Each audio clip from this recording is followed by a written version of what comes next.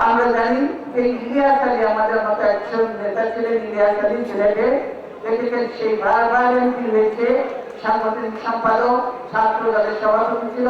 সেই ইলিয়াস আলী আজকে আমাদের মধ্যে নেই। ইলিয়াস আলীকে গুম করা হয়েছে। আমরা সরকারকে বলবো অবিলম্বে ইলিয়াস আলীকে তার পরিবারের কাছে, আমাদের কাছে ফিরিয়ে দিতে এবং এই গুম, হত্যা, সন্ত্রাস, অত্যাচার বন্ধ করতে।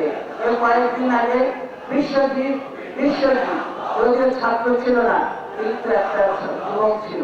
এই যুবককে নৃশংসভাবে কারা হত্যা করেছে, এই ছাত্রলীগের যুবলীগের লোকের হত্যা করেছে। কাজে আপনারা আপনাদের ছেলেদেরকে ভালো শিক্ষা দেন। সন্তান, দাওয়া, বন্ধকি, বন্দুক এগুলো হাতে দিয়ে শিক্ষা দিয়ে না। এরা ছাত্র হবে না, এরা সন্ত্রাসী হবে এবং এদের হাতে দেশও নিরাপদ নয়, আপনারাও এদের হাতে নিরাপদ থাকবে না। আপনাদেরকে আপনারা তখন ওরা ওই স্বার্থের জন্য আপনাদের ছেড়ে কথা বলবে না।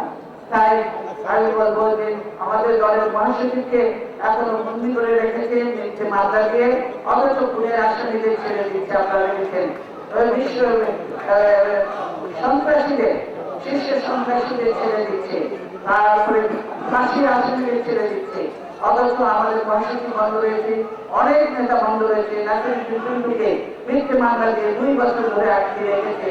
আমরা সকলকে মুক্তি দিয়ে আপনারা একটা সুষ্ঠু পরিবেশ তৈরি করবেন এবং আপনার তত্ত্বাবধায়ক সরকারের বিল অবিলম্বে নিয়ে আসবেন, যাতে এই দেশে গণতন্ত্র টিকে থাকে এবং আপনাদের হাতে যাতে আরো গণতন্ত্র ধ্বংস না হয় সেই ব্যবস্থা আপনারা করবেন।